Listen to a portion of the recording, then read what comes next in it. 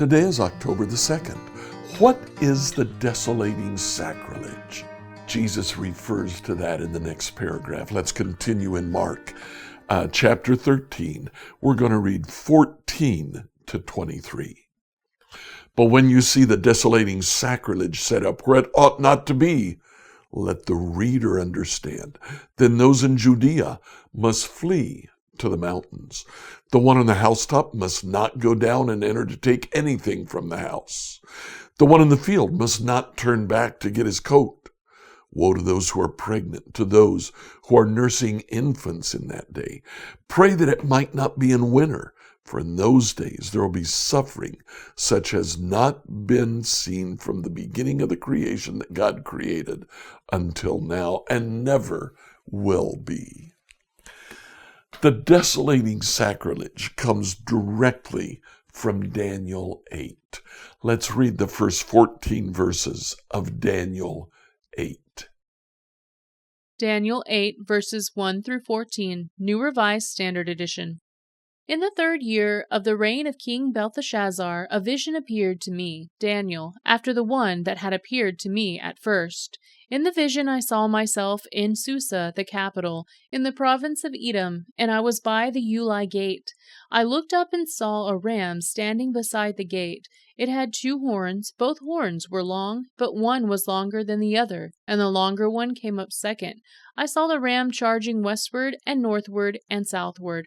All beasts were powerless to withstand it, and no one could rescue it from its power. It did as it pleased and became strong. As I was watching, a male goat appeared from the west, coming across the face of the whole earth without touching the ground. The goat had a horn between its eyes. It came toward the ram with the 2 horns that I had seen standing beside the gate, and it ran at it with a savage force. I saw it approaching the ram. It was engaged against it and struck the ram, breaking its 2 horns.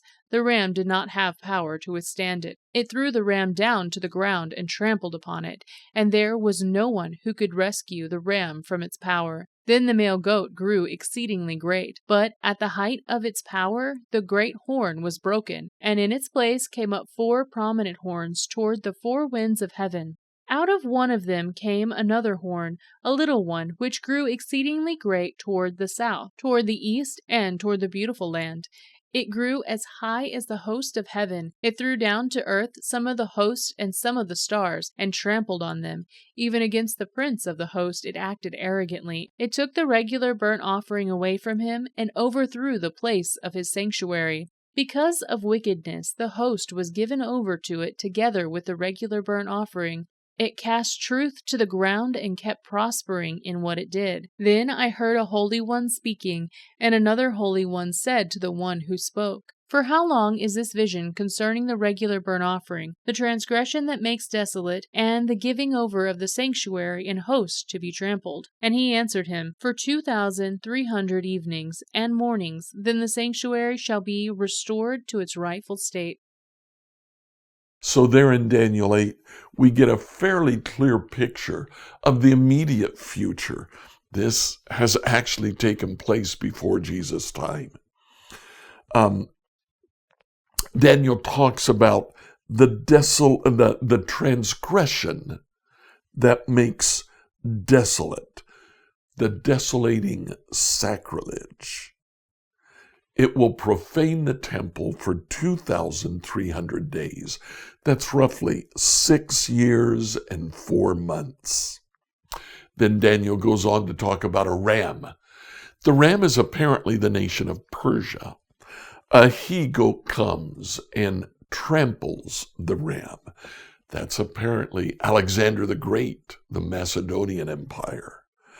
Then the he-goat dies and a horn takes over. The horn is the Ptolemies, who take over Egypt and have quite a bit to do with and say about what goes on in Israel.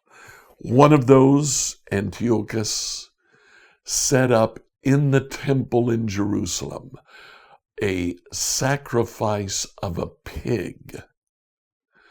He forced the priest to make that sacrifice. That was a transgression that profaned the altar.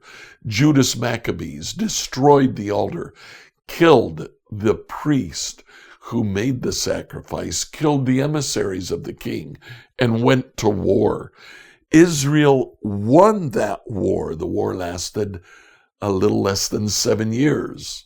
6 years, 4 months, pretty close.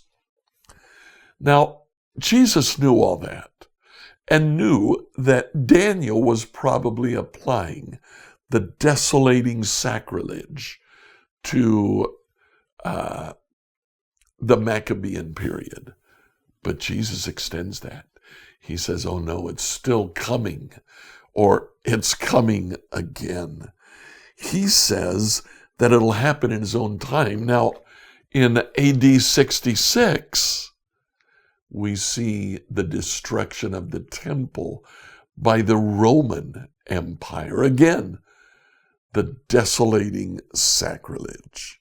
Then in 132, the entire city of Jerusalem was destroyed, and a new city was erected with a temple to the god Zeus on the side of the temple. The desolating sacrilege. But you know what, as we look at it, we see that it is still coming. It had a fulfillment in Daniel's time. It had a fulfillment by the end of the 1st century. But there is still a coming fulfillment when the Antichrist, the beasts, and the false prophets will profane all that is holy. So what do we do about this? Just be alert. Scripture reading from the New Revised Standard Version by Emily Herrera. Once a week, New Hope Church uploads its sermon from the previous week, just a sermon. You can find it on our YouTube channel, New Hope Church Greenwood IN, or any of our podcast channels.